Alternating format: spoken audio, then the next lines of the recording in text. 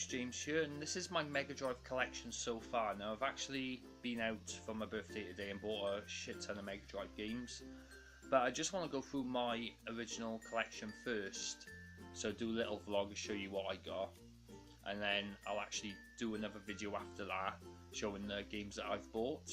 Now bargain video game pickup will be up around Monday or Tuesday because I haven't actually done that yet. So hopefully, I'm literally just going to go through the collection I got. But I just want to let you know what I've been using before I actually bought a Sega Megadrive, which I did buy a Model 1 today. But I've been using this at the moment. It's the At Games Megadrive. It has, I believe, 40 games built in. You get 2 controllers with it. You can obviously plug in your controllers, and also you can play your games as well. There's one little problem with this one though. The sound emulation is shite. I mean, seriously, it's all low pitch, it just doesn't work at all. That's why I picked up an actual proper Mega Drive with audio visual out. So if you ever do decide to go back and get yourself a Mega Drive, either actually pick yourself up the Mega Drive or go and pick up the Retron 5 by Hyperking. That basically plays the Mega Drive, SNES, NES and all those things. But that's what I was using until today, which I bought the Mega Drive. But I'm just going to quickly go through the collection of games I've got at the moment, and you let me know whether or not you like them or not. But I just want to show off my collection first. So I'm going to start off with the first game. It's a pretty simple game first, but this is I'm probably going to cause a lot of problems here saying this, but this is probably one of my favourite games on the Mega Drive. I had a hell of a lot of fun with this when I was a kid. It's Super Hang-On. You can pick it up in the Mega Games 1 collection, but I managed to pick this up, and it's in mint condition as well. If I quickly show you, so you got the full manual and case there as well, and I managed to pick that up for £4. So I was really chuffed to bits when I managed to get that. So we'll go for the next game now. I'm actually going to put through a collection of games here now. Just give me 2 seconds. It's not that one, it's not that one, and here we go. Right, one's a double pack, so it's kind of a doubler of a game, but I'm just gonna quickly show off. So I got Quackshot and Castle of Illusion there, and they are cracking games. I remember playing them as a kid. They were pretty good. Interesting fact though, Castle of Illusion was the first game I completed. Well, when I say I was the first one, it was actually my mother that completed it. But they are a same lot of fun. Now they did do a remaster for Castle of Illusion on the Xbox 360 arcade. I believe it's on PSN, and that was pretty cool as well. But in my opinion, you can't beat the original.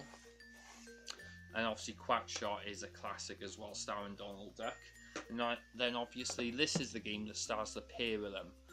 World of Illusion, and this is a cracking fun game as well. Invite one of your friends over, play co-op as Mickey Mouse and Donald Duck. When I played this with my friends, we spent like a good half hour on the first stage because we kept hitting each other on purpose. But again, this is a massive amount of fun as well. I just love that game. Okay, another game that I really enjoyed in my collection. This caused a lot of debate. If a lot of you retro gamers know that there was a debate on saying which Aladdin was better, the one on the Mega Drive or the one on the Super Nintendo. I still think that's debating to this day. In my opinion, I'm going to say the Mega Drive, but that felt like the more superior one. I have actually played the pair of them, and personally I enjoyed the Mega Drive one more. But this is a cracking game as well. And I didn't realise I had another Mickey Mouse game, which is a lot of fun as well, and here it is, Mickey Mania. And again, you can have a lot of fun on this as well. Nice little platformers. You'll notice some of the collection, my starter collection's a lot of platforming games, because that's what I had a lot of fun with. I wasn't really big into racing games then, not really big into fighting games. Obviously now the times have changed. My taste has changed, of course. But that is still a really cool game. Okay, another platformer coming up. The Lion King. And yeah, as you can see, most of them are Disney games as well, but these were originally in my collection. The reason I had to sell a lot of my collection was back in 2009 when I was made redundant. It took me a good 6-7 months to actually find another job, so obviously I had to keep money going, so I had to sell a lot of my games. So, but I wanted to keep the ones that were close to my childhood, and again, this is a lot of fun. Obviously you start off with Simba, end up trying to take out Scar. I think everyone knows the story to that by now. Right, now the next game I'm going to bring up is probably the best game in the franchise, in my opinion, to date. Because, yeah, like the Bombermans on the Xbox are not too bad. I know Saturn Bomberman was a lot of fun. But the reason I enjoy this is because the single player is just epic. It's such a lot of fun. I'm planning on streaming this next week because I have a week off work next week. So I am planning on streaming that because the single player is just brilliant on this. And of course the multiplayer as well is still epic. But there was a Bomberman that came out on the 360 and it felt like a more grown-up one and it was just terrible. But I would love to see another Bomberman game up. But the problem is, Hudson Soft is owned by Konami. So yeah, that's you might see a pachinko machine of Bomberman, but I doubt you'll see another game. We're tiny, we're toony, we're all sorry. But Tiny Toon Adventures, if you remember this, I remember watching this as a kid in cartoons and all. But this is again a nice little platformer. I trust my camera to go off there. But anyway, that's Tiny Toon Adventures. I'll go to the next game now. There's been a lot of debate about this game. I actually enjoyed it, but a lot of people said that it was... Yeah, I agree it wasn't the best in the series. I think James Pond 2 Operation Robocod was the best one. But this was still a fun game as well. It was quite a lengthy game as well. I believe it took me about 15 to 20 hours to complete because there is a crap ton to do, especially if you want to do a completionist run on this game, because you got to try and get 4 teacups on each level, and when you kill, I believe his name is Dr. Maybe, then you just go on a complete completionist run, and I think you actually get a different ending as well. I'm not too sure. It's been such a long time where I've played through all the way to the end of this, but this is a cracking little game as well, and again, it's a platformer, you know.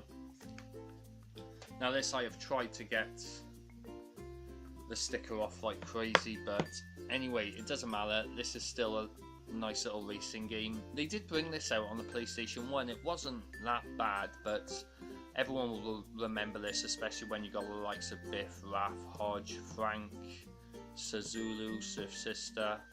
I am missing some, I know I am, but this is still a lot of fun to play, especially when you got a friend with you to have a good old race with as well, and that's really cool. Good old classic for me right here, Space Harrier 2, done by Yu Suzuki, you know, the person behind Shenmue, and an all-round classic game. Even if you don't have a Mega Drive, get yourself an emulator and have a crack at this, because this is so much fun. Okay, just 2 more. One needs no introduction, Sonic 2. I did have all the original Sonics. I remember before I sold my Sonic collection, I had Sonic and Knuckles in mint condition. If you find that hard, you know what do you mean mint condition. Sonic and Knuckles had a cardboard box, and it was very difficult to look after it, and somehow I managed to. But Sonic 2 needs no introduction, still a lot of fun today. And then this one was given a lot of mixed reviews as well. Remember, the movie was okay, because I believe the movie starred Macaulay Culkin, I believe. But the platforming aspect of the game is still really cool. And again, that's another great platforming game as well. But that's my collection of my current Mega Drive games. In the next video, you're going to see the ones that I've purchased today. The ones that I purchased and gained a collection out of. But other than that, this is Jamesy Boy logging off. You guys take care.